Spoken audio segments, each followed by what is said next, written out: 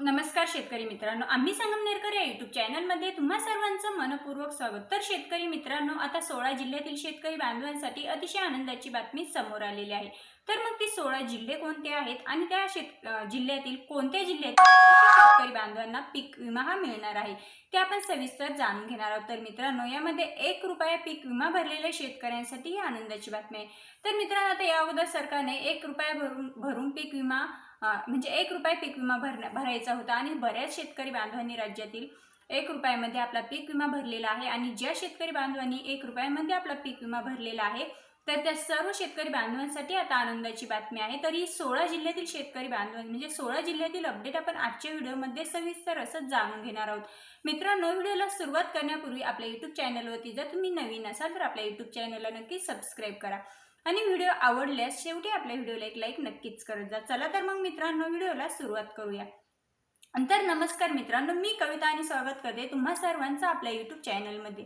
तर शेतकरी मित्रांनो, आता राज्यातील 16 जिल्ह्यांमध्ये पीक विम्याचं वाटप हे चालू झालेलं आहे। तर या 16 जिल्ह्यांमध्ये आता 75% पीक विम्याचं वाटप हे करण्यात येणार आहे।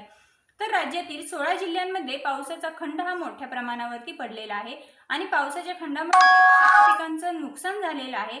तर त्या नुकसान झालेल्या अशा 16 जिल्ह्यांमध्ये जिल्ह्यातील जिल्हाधिकाऱ्यांनी अधिसूचना काढलेली आहे आणि ज्यावेळेस त्या जिल्ह्यातील जिल्हाधिकारी अधिसूचना काढत असतात तर त्यावेळेस तेथे 25% पीक विमा हा मिळत असतो आणि 25% पीक विमा रक्कम ही 21 दिवसांच्या आतमध्ये शेतकरी बांधवांना मिळणे हे अपेक्षित असतं।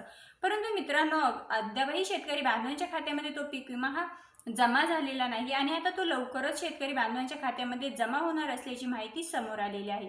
तर पीक विमा अग्रिमची रक्कम शेतकरी बांधवांच्या बँक खात्यावरती जमा करण्यात आली असल्याचं कृषी मंत्री धनंजय मुंडे यांनी सांगितलेलं आहे।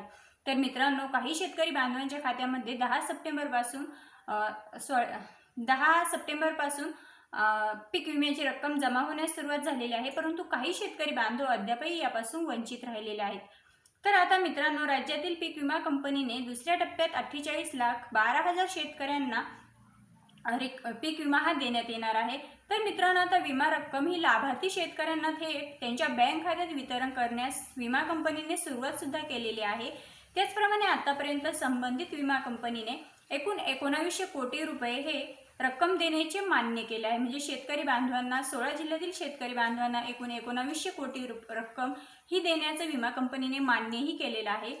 तर मित्रांनो, आता हे आपण जिल्हानिहाय अपडेट जाणून घेणार आहोत की आता नाशिक जिल्ह्याचा जर विचार केला तर नाशिक जिल्ह्यातील लाभार्थी शेतकऱ्यांची संख्या एकूण 3,50,000 इतकी आहे आणि या 3,50,000 शेतकरी बांधवांना नाशिक जिल्ह्यामध्ये एकूण 155.74 कोटी रक्कम ही मंजूर झालेली आहे।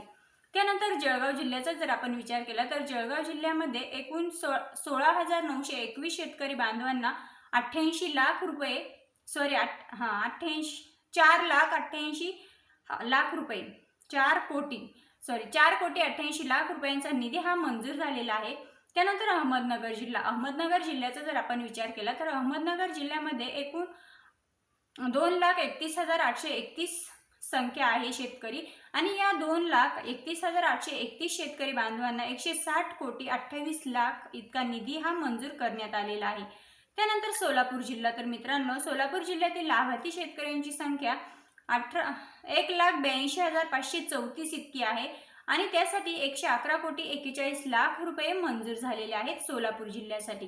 तर सातारा जिल्ह्याचा जर विचार केला तर सातारा जिल्ह्यातील लाभार्थी शेतकऱ्यांची संख्या एकूण 40,406 आहे आणि त्यासाठी 6,74,00,000 रुपये हे सातारा जिल्ह्यासाठी मंजूर करण्यात आलेले आहेत। त्यानंतर मित्रांनो, आता सांगली जिल्ह्याचा विचार केला तर सांगली जिल्ह्यामध्ये लाभार्थ्यांची संख्या 98,372 आहे आणि त्यासाठी 22,04,00,000 रुपये हे सांगली जिल्ह्यासाठी मंजूर करण्यात आलेले आहेत।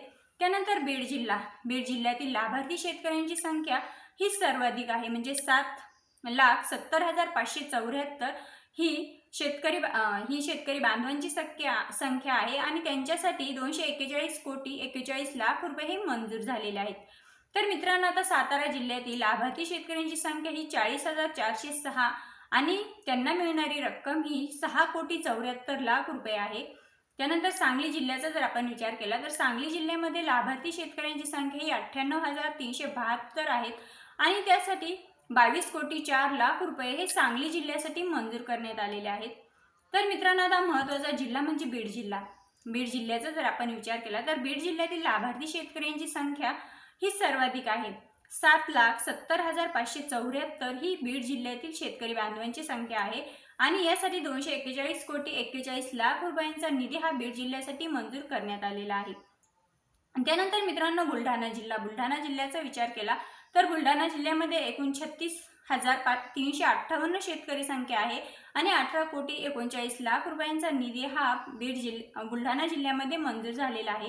त्यानंतर मित्रांनो, आता 4,98,720 आणि मिळणारी रक्कम ही 218,85,00,000 आहेत।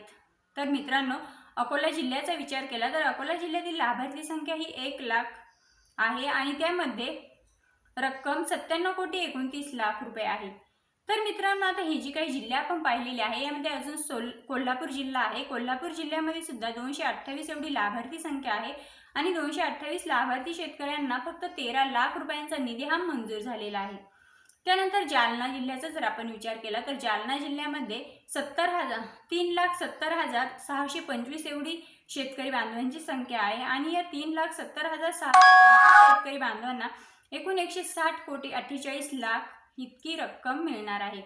परभणी जिल्ह्याचा जर विचार केला तर परभणी जिल्ह्यामध्ये 41,970 इतकी शेतकरी बांधवांची संख्या आहे आणि यांना 206,11,00,000 रुपयांचा निधी हा मंजूर करण्यात आलेला आहे।